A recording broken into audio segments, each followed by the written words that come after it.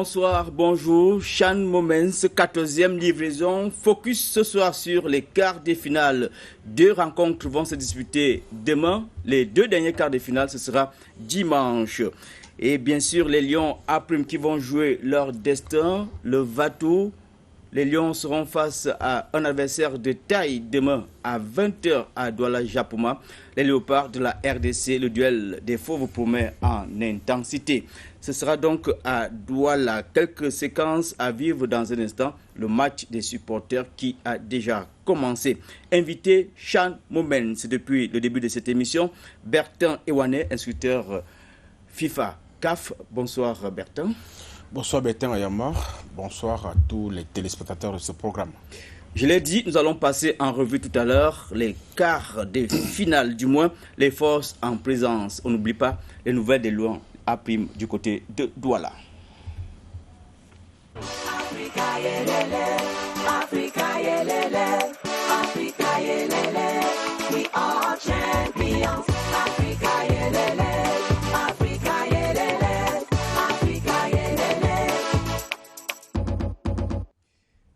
Qui est qui peut faire quoi? Revue des quarts de finale tout de suite avec les matchs de demain. Et on commence naturellement par le match des Lions indomptables, le match qui va se jouer en nocturne à 20h à Japoma. RDC Cameroun, quel match? Oui, très belle affiche. Généralement, ces deux équipes se jouent. Et à l'occasion de ces matchs-là, nous avons toujours eu du spectacle. Et donc demain, nous aurons le premier de la poule B contre le deuxième de la poule A. Notamment, et il faut le dire que le deuxième de la poule A se trouve notamment le pays organisateur. Et généralement, si nous prenons les statistiques, nous avons déjà discuté de cela, notamment l'édition de 2011 et 2016, le Cameroun, dans la même poule, a toujours gagné la RDC. Et donc, on espère. Mais la différence demain, c'est que c'est le kit ou double. Oui, c'est un match de finale. Et donc, je pense que les deux équipes se sont bien organisées pour pouvoir gérer cette finale-là. Mais il est constant que dans les états-majors maintenant, je pense que le match en lui-même a déjà pris une certaine envergure au niveau des joueurs. Ils ont déjà pris la mesure de l'importance de cette compétition, notamment de ce match-là, notamment par rapport à ce qu'ils voient, parce qu'ils voient les téléspectateurs, ils écoutent également. Et quand vous êtes payé organisateur, comment vous abordez une telle rencontre? Oui, la peur au ventre, la peur de mal faire. C'est extrêmement difficile. C'est extrêmement difficile. Vous jouez devant votre public, et un public extrêmement exigeant. On connaît le public camerounais, il est extrêmement exigeant. Mais c'est un public également qui est adorable, parce qu'il veut pousser toujours son équipe le plus loin possible. Et donc, les joueurs seront partagés entre ces deux sentiments-là, ces sentiments extrêmes. Et puis, c'est des émotions qui vont également qui vont pousser un certain nombre de publics, enfin un public qui est encore indécis à suivre la marche. Heureusement, d'ailleurs, que demain, nous avons 12 500 spectateurs qui seront dans les tribunes. Et donc, je pense que c'est 12 000... Parmi lesquels 150 Congolais au moins. Oui, disons que 12 350 000 spectateurs. Et donc, c'est ceux-là qui vont en fait pousser leur équipe à bien jouer ou à mal jouer. Je pense que nous avons les spectateurs, mais nous avons également surtout les supporters. Je pense que tous ceux qui vont faire le déplacement demain, ils seront les supporters. Sur le plan technique, est-ce que les deux formations se valent ou il y a une qui est légèrement au-dessus de l'autre? Oui, on ne peut pas le nier. On ne peut pas le nier, Bertrand. On a deux équipes. Il y a une équipe qui a l'avantage parce qu'elle a déjà gagné cette compétition 2 fois, et notamment la RDC. C'est une très belle équipe avec des individualités, nous avons longuement parlé. Mais nous avons une autre équipe qui est en train de se découvrir dans la compétition. Elle a pris les certitudes par rapport à son dernier match. Et donc, pour moi, je pense que l'équipe va se construire sur la base du dernier match. Et on a vu cette équipe-là avoir quelque chose, je vous l'ai dit, cette grinta. Tous les joueurs sont comme s'ils sont en transe quand ils sont sur le terrain. D'ailleurs, on a vu cette image du premier match. où on a eu un joueur qui chantait l'hymne national. Vraiment, il était en transe, en transe. Je pense que l'effet de contagion est en train d'envahir la tanière. Et je pense, pour ma part, que c'est un effet d'entraînement qui amène les autres à pouvoir se sublimer. Et nous avons vu des joueurs moyens, lors du dernier match, se sublimer, sortir d'eux-mêmes. Et l'encadrement technique a déjà fait cette répétition-là lors du match contre le Burkina. Et je vous ai dit comment on a joué contre le Burkina. Ça sera pratiquement la répétition, parce qu'on sait que l'équipe congolaise, c'est une équipe joueuse. Elle aime le ballon. Elle aime faire des fantaisies avec le ballon. Et les Camerounais, bon, nous ne sommes pas dans cette même configuration, mais le collectif va essayer de faire en sorte que nous puissions en réalité gérer ce match-là. Alors, le premier match de quart de finale, c'est le 25e match de ce CHAN. Il va se jouer à 17h, ici à Yaoundé, Mali-Congo. Oui, Mali-Congo, c'est un duel. Il y a un duel au milieu de terrain que vous n'avez pas perçu lors du premier match. D'un côté, on a un milieu défensif, notamment Moussa Kabio du Mali, un très bon milieu de terrain. Il nous a posé d'énormes soucis sur le plan au milieu de terrain. D'ailleurs, c'était l'homme du match de ce premier match-là de ce deuxième match-là, Cameroun, Mali. Et de l'autre côté, vous avez un très bon milieu offensif, notamment le Prince Obango. C'était très bon, c'est un joueur d'une finesse technique extraordinaire.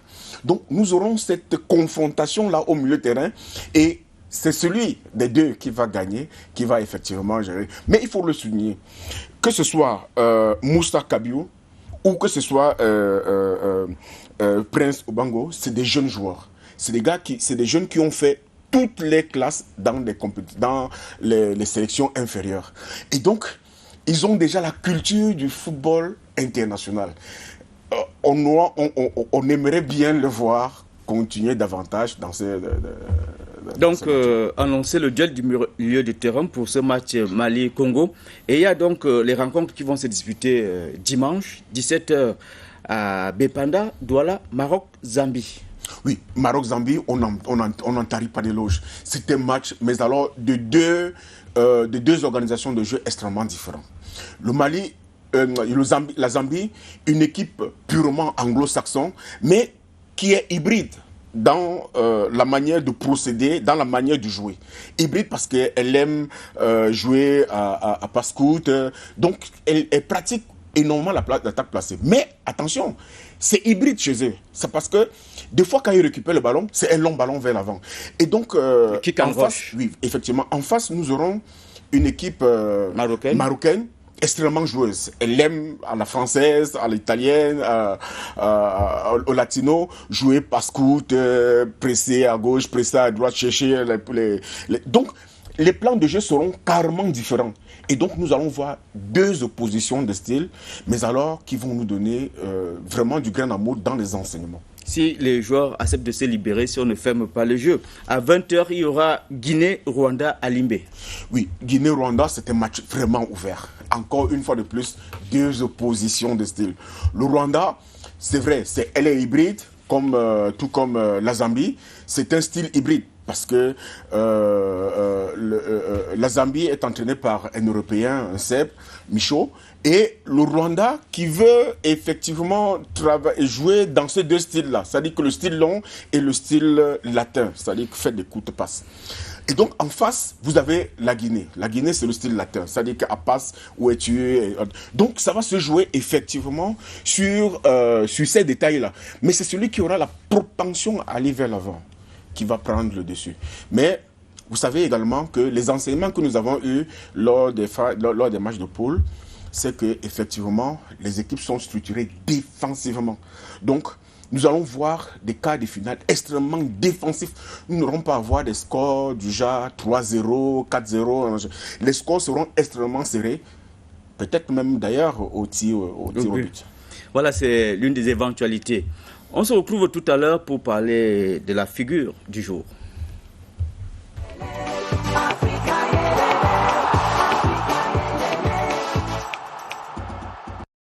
La figure du jour, figure de capitaine Jacques Zoua Diogari, pourrait faire son comeback demain dans les rangs des Lions A' face à la RDC.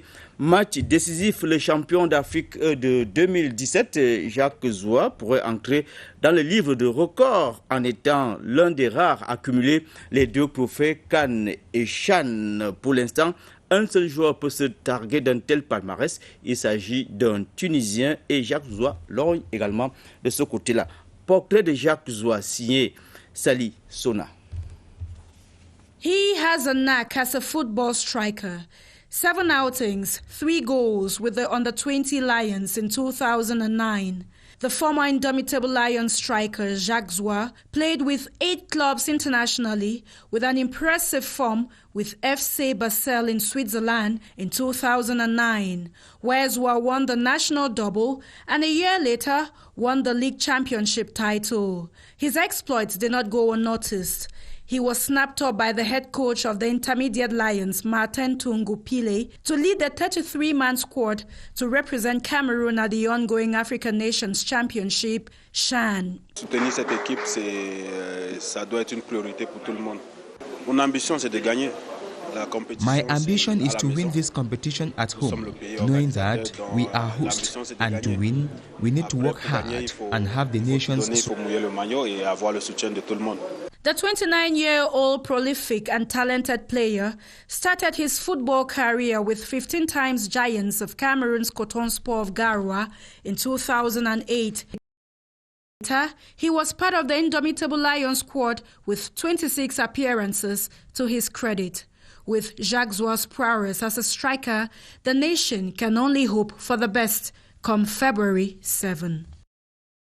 Nous enchaînons avec les nouvelles des Lions A' qui sont à Douala.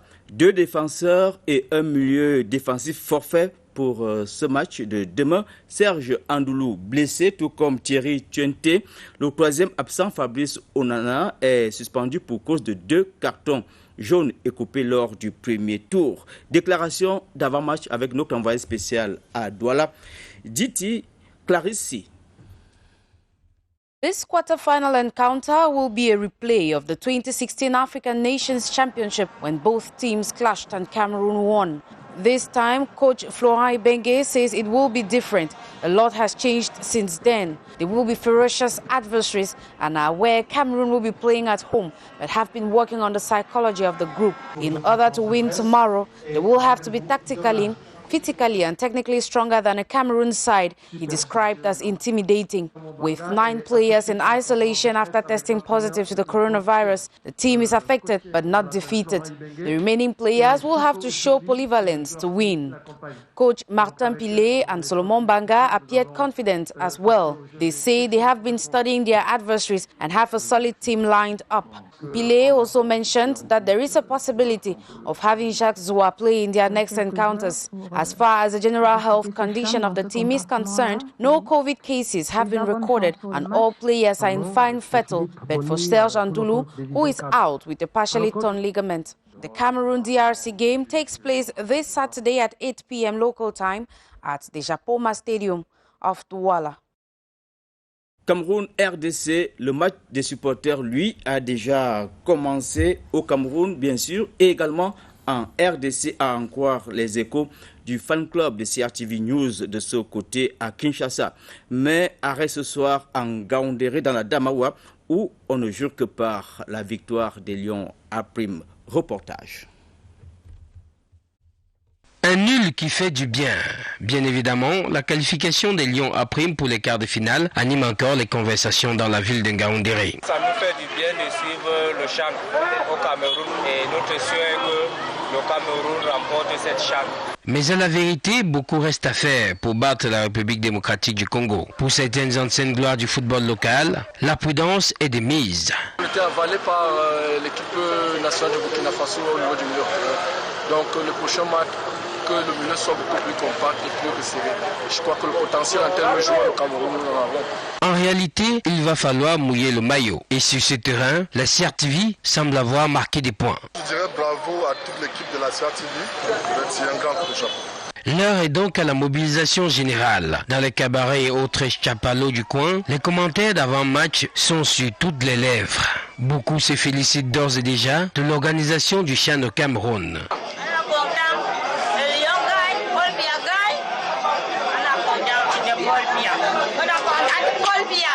Voilà qui est dit. Ici, on n'attend plus que la victoire du Cameroun ce samedi soir. Bertrand Ewané, on voit bien que le CHAN ne se joue pas seulement à Douala, Yaoundé et à Limbé, c'est dans tout le pays. Oui, c'est une fête populaire. Je pense que toutes les populations du pays sont concernées. Toutes les populations se sentent concernées. Je pense que le reportage, effectivement, nous donne une idée de ce qui se passe dans les régions où les matchs ne sont pas joués. Mais davantage, je pense que peut-être que c'est une très bonne occasion de dire par rapport aux blessés, par rapport aux absents de Ntungu. Il faut le dire, c'est comme la RDC, c'est des indisponibilités. C'est vrai que la RDC récupère ses titulaires, mais par rapport à la maladie, par rapport au Covid, mais ces blessés seront exactement comme s'ils n'avaient pas été joués parce que le niveau de compétitivité, ils n'auront pas atteint le niveau de compétitivité comme les autres. Et notamment chez Ntungu également, nous avons 3 joueurs indisponibles, 3 joueurs qui ont été toujours titulaires. Et donc, ce match, vraiment, ce sera un match vraiment ouvert, mais en même temps fermé. En même temps fermé parce que le Cameroun n'encaisse pas beaucoup, mais ne marque pas également beaucoup.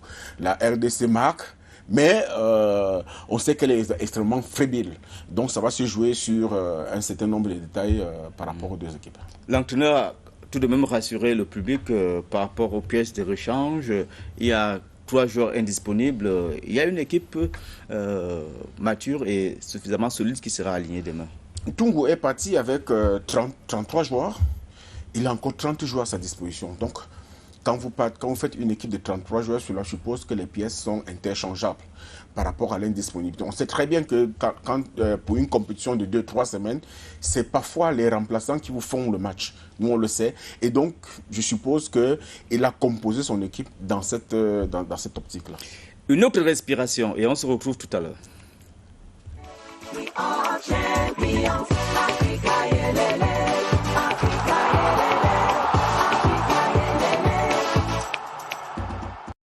Incursion CHAN, diaspora, par centaines, nos compatriotes ont quitté leur pays d'accueil pour la terre chérie, le Cameroun, et vivent donc en direct l'ambiance du CHAN au Bercail. Où, comment et avec qui regarder les matchs du CHAN? Élément de réponse dans ce reportage de Daoud Mouliam. Oui, naturellement, ma présence au Cameroun, c'est bien sûr pour le CHAN. Je suis arrivé à la veille de la compétition. Déjà, j'ai assisté à la cérémonie d'honorification du président d'honneur de la CAF, M. Issa Hayatou. Et après, vous savez que la FIFA avait décidé de soutenir nos Lions April au travers des vidéos que nous avons faites un peu partout où ces anciens footballeurs camerounais qui se trouvent en Europe ont passé un message de soutien. C'était notre contribution aussi en tant que diaspora pour booster le moral de nos jeunes frères, de ces jeunes compatriotes qui en avaient certainement besoin. Donc je dis la compétition aussi pour le cadre, comme j'ai dit, déjà pour la FIFA et pour aussi apporter notre modeste contribution dans ces infrastructures que nous avons aujourd'hui au niveau international. Vous savez, le Cameroun vient de faire un grand coup au travers de ces différents stades, on voit bien qu'ils sont véritablement des architectures dont en Afrique nous n'avons pas encore vu ce type de choses et c'est à féliciter. Maintenant, il y a un après. Vous savez, ces infrastructures, généralement, les problématiques souvent, c'est comment pouvoir les maintenir en état, comment pouvoir en faire de la plus-value pour nos économies. Donc nous sommes aussi là pour faire des propositions. Comment est-ce que désormais on pourrait utiliser ces infrastructures pour qu'elles puissent rester des constructions bénéfiques pour les Camerounais. Je regarde généralement les matchs, je suis au stade, comme j'ai la chance d'avoir une invitation officielle, donc je regarde avec très souvent les autorités camerounaise ou de footballeurs camerounais dans le stade. C'est toujours une belle ambiance de regarder les matchs dans le stade. Là, je suis encore à Yaoundé et je vais mettre le cap demain déjà sur Douala pour aller vivre les préparatifs de cette grande rencontre contre le Congo. Je suis venu au Cameroun comme tous les autres compatriotes, vivre de près cet événement grandiose de la CHAN et du CHAN, pardon, autant pour moi. Et tout se passe très bien, malgré les mesures. Vous voyez, les stades ne sont pas tellement plein mer. Le comportement des uns et des autres pousse vraiment la population à être partout au stade ou bien dans les bars pour vivre cet événement. Voilà, je suis comme ça à l'Africa Foot et je crois bien que les membres de cette fédération camerounaise de football vont profiter aussi de l'expérience de la Fédération internationale de football vétéran, parce que nous avons l'habitude d'organiser beaucoup de tournois en Europe pour vraiment nous mêler à l'organisation l'année prochaine. Vraiment que tout se passe bien actuellement. Vive l'Africa Foot, vive le Cameroun, vive l'Afrique. C'était donc quelques éléments de la diaspora qui sont venus vivre la fête en direct ici au Cameroun, malgré le Covid, le contexte Covid. Je pense que personne n'a du reste dans cet événement. Ça fait, je crois, une cinquantaine d'années. Voilà, 48, 49 ans que les Camerounais attendent cet événement. Et c'est l'occasion idoine, où qu'on soit, de magnifier le pays d'abord. Et ensuite de magnifier l'événement qui se passe chez nous. Et nous pensons, et je peux prendre à témoin le président par intérim de la Confédération africaine de football, il a magnifié l'événement. Il a dit que même ces événements-là, ce que nous sommes en train de réaliser là, ne sont même pas réalisables au niveau de la CAN senior, notamment de la dernière édition. Donc, nous voyons un engouement certain partout dans le pays et le besoin d'organiser ce genre d'événement. Voilà, une dernière respiration avant de se quitter.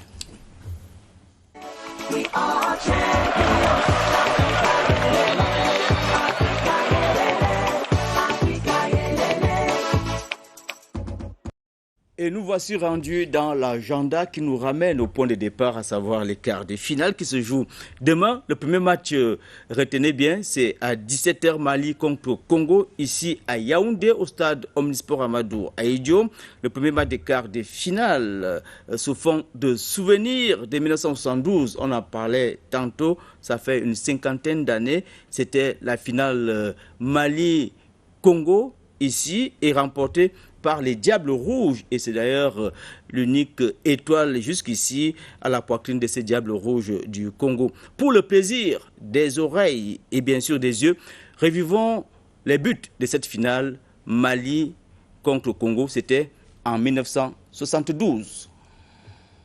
Congolais sur Fantamari Keita. Passe dédoublée, récupérée par Moussa Diakité, Pétillant qui va partir, dribble 1, réussit un deuxième arme, son tir, Matima! Très bon but de Mokhtar Maïga. Et l'égalisation est là, mais de Mono. Magnifique. Hey, Djagal. Mono sorcier. Mono sorcier. Mono sorcier. Et le deuxième but. Oui. Ah, Congolais. Applaudissez Congolais. Mono sorcier. Mono sorcier. Balle ici des Congolais avec Mono. Mono pour Mpele. Et Mpele marque le troisième but. Oui. Le troisième but congolais. Il centre et la balle sera reprise, c'est un but. Deuxième but malien sur une action extraordinaire de Gigla qui a servi. 3-2, c'était dans la victoire congolaise à la CAN 72 ici à Yaoundé, Mali-Congo. C'est une autre version, demain, version CHAN. Prémonitoire. Quart de finale. Prémonitoire. Finale aussi comme la finale de 1972, de très beaux moments. Je pense également que demain nous aurons également ce remake-là qui est dans les esprits. Vous savez, le Mali n'a jamais digéré cette finale-là parce qu'elle espérait... voilà. Donc nous espérons que demain, effectivement ici en Fandena, nous aurons vraiment le spectacle que nous aurons souhaité. Merci, on se retrouve, j'espère bien, avec... un large sourire pour parler de la suite de l'aventure des Lions à Prime. En cas de victoire, ils auront disputé les demi-finales à Limbé. Non, vous voyez bien mon sourire. Je pense qu'il y a quelque chose qui est préparé dans la tanière. Cette équipe-là, vraiment, j'en ai vraiment entièrement confiance. Je pense qu'il y a quelque chose qui a été préparé. Et donc, la répétition, malgré les absences, a été faite, la répétition a été faite lors du match contre le Burkina. Elle sera perfectionnée. C'est vrai, les absences là vont nous causer énormément de préjudice, mais je pense que le vieux Ntungu Mpile, expérimenté dans ce genre de compétition, va nous réaliser quelque chose de bien. Voilà, bon vent donc au Lion A' du Cameroun face à ces fauves, les léopards de la RDC. Dernier développement à la CAF, la Confédération africaine de football, le président Ahmad, provisoirement réhabilité par le TAS. La décision provisoire a été rendue publique aujourd'hui même, en attendant bien sûr l'examen au fond prévu les 2 ou 3 mars, soit une dizaine de jours avant les élections au niveau de la Confédération africaine de football. Invité du JT de 20h30 sur la CRTV, le JT bilingue de 22h sur la CRTV, le Congolais Constant Omari, vice-président de la CAF, a abordé ce sujet. On l'écoute. J'assume l'intérim de la présidence tout simplement parce que Ahmad avait été suspendu par la décision de la commission d'éthique. Il est allé au TAS. Le TAS a pris une décision publiée ce soir qui suspend jusqu'au 2 mars les effets de la décision qui a été prise par la commission d'éthique en attendant d'aller dans le fond à partir du 2 mars. Maintenant, quelle est la conséquence? La conséquence, c'est que normalement, il redevient éligible. Si nous tirons les conséquences plus loin, il récupère son poste de président jusqu'à ce que l'éthique puisse, le TAS puisse terminer l'analyse du fond. Et c'est la décision finale qui fixera in fine la position. Mais à partir, si nous partons de la lecture d'aujourd'hui, il doit reprendre. Impérativement, il reprend ses droits, il reprend son poste de président, en attendant bien sûr qu'on puisse finaliser. Alors, en ce qui me concerne, je crois que vous avez suivi, c'est pratiquement un peu la même chose quand certaines personnes veulent utiliser certaines commissions de la FIFA pour pouvoir systématiquement procéder à des éliminations sommaires des gens, parce que il y a plusieurs choses. Je ne voudrais pas trop parler aujourd'hui.